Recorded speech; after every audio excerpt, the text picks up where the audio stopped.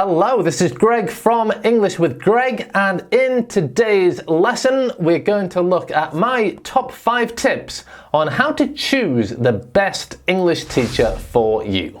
Before we start, please give this video a thumbs up, subscribe to the channel and click the bell notification. Those 3 things really help me and really help you support my YouTube channel. Okay, so first we're going to look at whether to choose a non-native teacher or a native English teacher. In this mini category, we're actually going to look at 3 types of people: non-native teachers, native speakers, in other words, just people from England, the States, Australia, who are native speakers but not teachers, and native speaking teachers, like me. I'm English and I'm a teacher.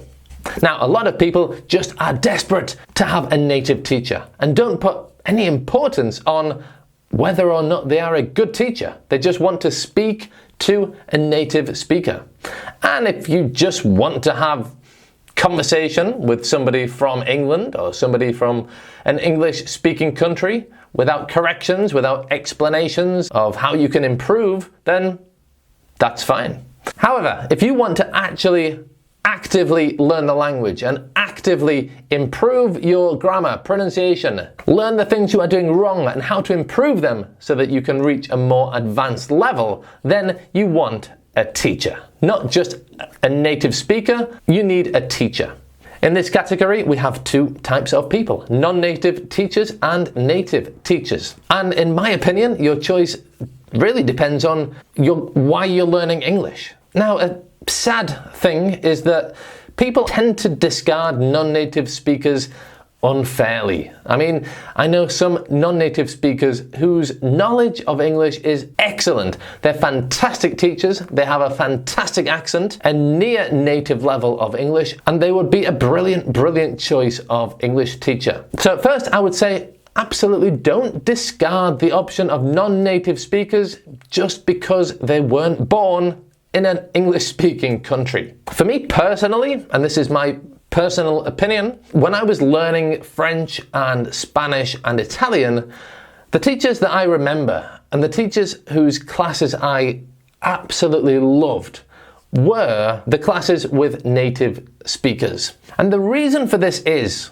for me, learning a language isn't just about passing a test. It's not just about having perfect grammar or a wide vocabulary in a different language. It's not about that for me. What I want to do, and the reason that I have learned foreign languages, is to be able to communicate to people from a different country. To be able to go to their country and get to know the culture, get to know the people. And I believe that having a native English-speaking teacher opens that door. It gives you a real insight into a different culture. Not just a different language, but also a different culture. Different ways of thinking, different ways of doing things. And for me, learning a language is just a fantastic opportunity to open your mind to these different ways of life. For that reason, and I'm speaking from the perspective of a student because I have studied 3 foreign languages, for that reason, I personally love having classes with native speakers. In my French classes, or my Spanish classes, or my Italian classes, I want to feel transported to Italy, to Spain, to France during that class time. I want to feel culturally and linguistically completely immersed in that culture and language for the time that I'm in that class. If all that is important for you too, then go with a native teacher. If it's not, and your main focus is the language, then go with a non-native teacher, because non-native teachers have a harder time finding students simply because of where they were born. As I said, I don't think that's fair, I don't think that's particularly nice or right, but on a cultural level, obviously I think it's more interesting to have classes with a native speaker. Now, the second criteria to choose an English teacher is, if you have decided a native speaker, which accent are you learning? Which accent do you want to focus on? If your goal is to communicate with Americans, to understand American films and TV shows, and you are generally surrounded by American speakers, then it's a good idea to choose an American teacher or Canadian teacher, but somebody with that accent. On the other hand, if you love or are passionate about the British English accent, if most of your conversations are gonna happen with British people and you just love Downton Abbey, then choose a British English teacher. It really just depends on your interests and your needs. Now, another alternative is to have two different teachers. That's what I generally recommend in my academy, and the reason is that it's good to train your ear to different accents. For example, if you only listen to American English, if you only have an American English teacher, and then you start speaking to somebody from England, perhaps it's a bit difficult for you to understand. So it's a really good idea to expose yourself to different accents, both in terms of teachers and television programs that you watch, so that your ear is not so focused and obsessed about one particular accent. Your goal should be to understand a wide variety of accents, and as I said in point 1, culturally, it's brilliant. And if you can have two teachers, one from North America, one from Britain, or even one from South Africa or Australia, it's a really culturally enriching decision. The next thing you should look at is qualifications and also experience. Personally, I don't have a particularly high qualification in teaching English as a foreign language. I have the basic one, and having got that, I started working and gained experience, created my own academy, got even more experience with that, and now, well, here I am with my own academy, teaching English on YouTube and having a variety of online courses. Really, for me, the qualifications is not as important as the experience. If you have 10 years experience teaching English, then you've covered everything. You know the answers to all the questions the students are going to ask you. So experience is a very valuable thing to take into consideration when you are choosing your teacher. You could have somebody with the highest level of qualifications with just 1 year's experience, and well, that's great, but I would personally prefer somebody with less qualifications and more years of experience teaching English. Another thing to take into consideration is the teacher's life experiences and interests.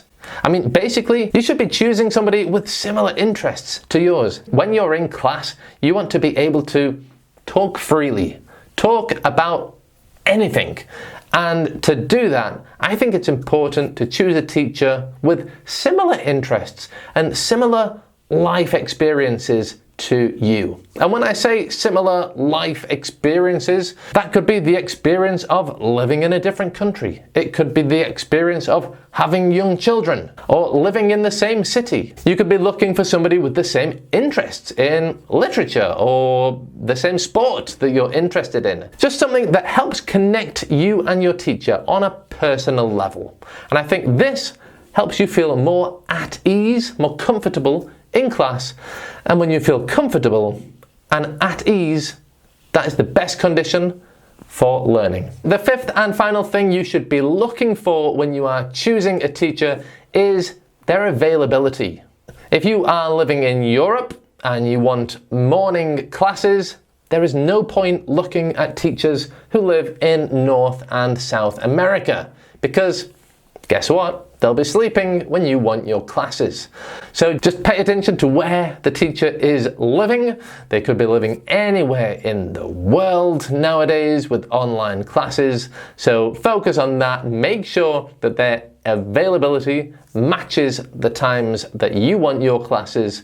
And if it does, bingo! So you've found the perfect teacher, you've decided whether you want native or non-native, you've chosen the accent that is more relevant for you, you've chosen somebody with a good level of experience and similar life experience and interests as you, and they're available at the same time as you want your classes. Perfect! perfect. More often than not, it's possible to book a trial class or a free consultation with that teacher just to get to know them for a bit in person, just to see if you have a connection with that person and just to see if you have a good feeling about that person before you go ahead and buy a number of classes with them. Finding the right teacher is a really important part of your language learning journey. So take your time, do your research, because if you find the right teacher, then going to class isn't an effort. You look forward to it. This massively increases motivation. And finding motivation is one of the most difficult things to keep going with your English language learning.